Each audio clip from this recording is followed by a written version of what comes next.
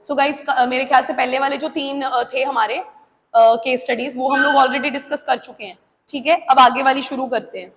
Door close कर दो। Right, तो आज हमने सबसे पहले शुरू करना है राजीव वाले क्वेश्चन से। शोर मत डालो भगवान के लिए। पहला है, Rajiv is the sole owner of a shirt manufacturing factory. Rajiv क्या है? सोल ओनर है शर्ट मैन्युफैक्चरिंग फैक्ट्री का। उसने लोन ले रखा है, ठीक है। यहाँ 730 लाख लिखा हुआ है, यानी कि कुछ समझ नहीं आ रहा, 7 करोड़ 30 लाख का जैन फाइनेंस कंपनी से। तो अभी तक क्या पता चला है? क्वेश्चन नंबर 1 जो आज हम सॉल्व करने जा रहे हैं, राजीव है। राजीव सोल प्रोप्राइटर लग रहा है ना, क्योंकि यहाँ लिखा ही हुआ है सीधा कि वो सोल ओनर है, तो वो सोल ओनर इन्होंने यहाँ लिख रखा है। उसने लोन लिया है 7.30, ठीक है, 7 करोड़ 30 लाख का from Jain finance. In the beginning business was running well, पहले पहले बिजनेस सही चल रहा था, but later on he started facing losses and due to continuous losses he was not able to repay the loan.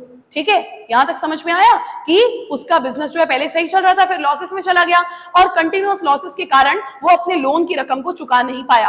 After receiving many reminders from finance company, Rajiv plan to close the business. अब इतने ज्यादा reminder पे reminder आने लगे तो अब राजीव बेचारा परेशान हो गया, कहता मैं बिजनेस ही बंद कर देता हूं। He sold all his machines and all other assets and collected 7 crore 20 lakh. अब पहले 30 था, फिर अब ठीक है, इकट्ठे उससे कितने हुए? 20 lakh. He requested the finance company to settle the accounts by taking 7 crore 20 lakh. ठीक है, तो अब यहाँ अमाउंट्स का थोड़ा सा कुछ मुश्किल चल रही है, बट हम समझ के चलते हैं कि उसने लोन लिया था 7 करोड़ 30 लाख का। अब जमा वो कर पाया 7 करोड़ 20 लाख मान लो, ठीक है। He requested the finance company to settle the accounts by taking 7 crore 20 lakhs. Finance company refused, finance company ने मना कर दिया and planned to file a case against him in the court, और कोर्ट में उसके खिलाफ केस फाइल करने का नतीजा लिया। In court Mr. Rajiv gave the argument that he has sold all his business assets and loan was taken by him for business and not for personal use. Loan उसने business के लिए लिया है, personal use के लिए नहीं लिया है. So finance company must settle the loan now.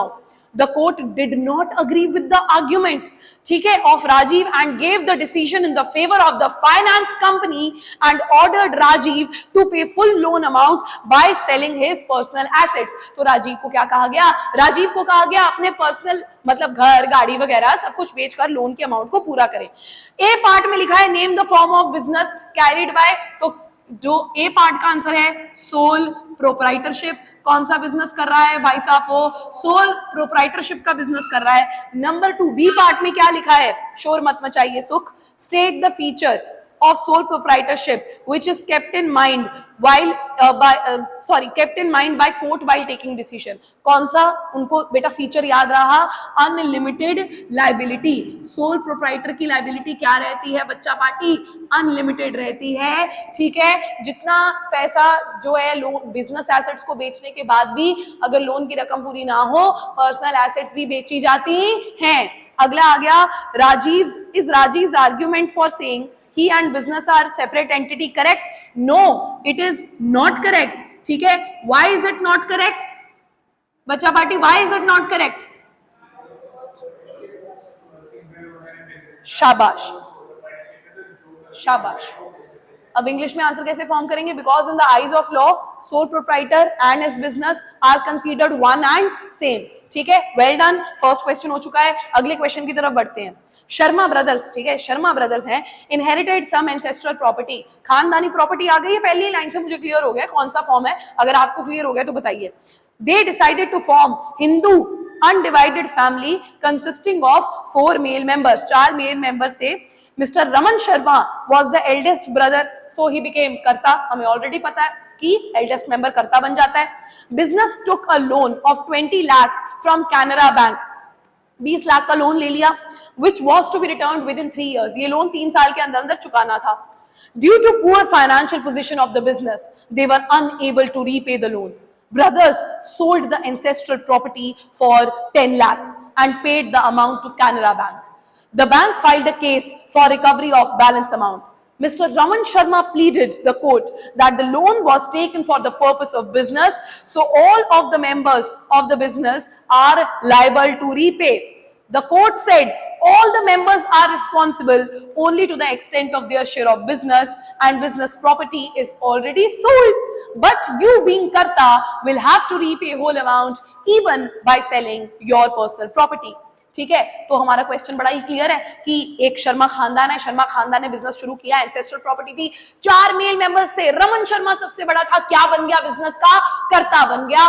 Business ने लोन लिया, लोन की अमाउंट को रीपे नहीं कर पाए, खानदानी प्रॉपर्टी बेचनी पड़ी, खानदानी प्रॉपर्टी बेच दी, लेकिन उसके बाद भी लोन की अमाउंट रीपे नहीं हुई, तो रमन शर्मा ने कोर्ट में हाथ जोड़कर प्लीड किया कि भाई साहब देखिए, अब बिजनेस की प्रॉपर्टी थी, बिजनेस चलाने के लिए हमने जो है पैसे लगाए थे, तो अब अगर पर्सनल प्रॉपर्टी जाए तो सब की जाए। कोर्ट ने मना किया, कोर्ट ने कहा ऐसा नहीं होता, आप करता है और कर्ता की ही पर्सनल प्रॉपर्टी जाती है। नीचे क्वेश्चन क्या पूछा है, A part, in this case who has unlimited liability, तो आंसर क्या बनेगा हमारा? रमन शर्मा जो कि who is karta has unlimited liability, उसकी लायबिलिटी क्या है? अनलिमिटेड, ठीक है, लायबिलिटी, राइट। उसके बाद हमारे पास बी पार्ट है, was the decision of court to claim only for Raman is justified? क्या ये justified है? Yes, it is justified because कर्ता, अब कर्ता के ऊपर short note टाइप का लिखा हो, कर्ता is the eldest member of the family, कर्ता controls the business, कर्ता takes all the decisions and that's why कर्ता's liability is unlimited, ठीक है, he is bound to repay the loan even by selling his personal property। चलिए अगले question पे बढ़ते हैं। अगला क्वेश्चन आ गया है, ABC Limited took a loan of 50 lakhs from a bank for its growth and expansion plans। ABC Limited ने loan लिया 50 लाख का एक बैंक से अपनी ग्रोथ और एक्सपेंशन के प्लान्स को कैरी आउट करने के लिए। The company was unable to repay because of heavy losses। भारी भरकम लॉस हो गया भाई साहब, और उसी कारण वश क्या हुआ, लोन की अमाउंट को वो रीपे नहीं कर पा रहे थे। The company asked its shareholders to come forward and contribute towards repayment of loan। Company ने अपने शेयर होल्डर से दरख्वास्त की कि आइए आगे आइए और लोन को रीपे करने में हमारी मदद कीजिए।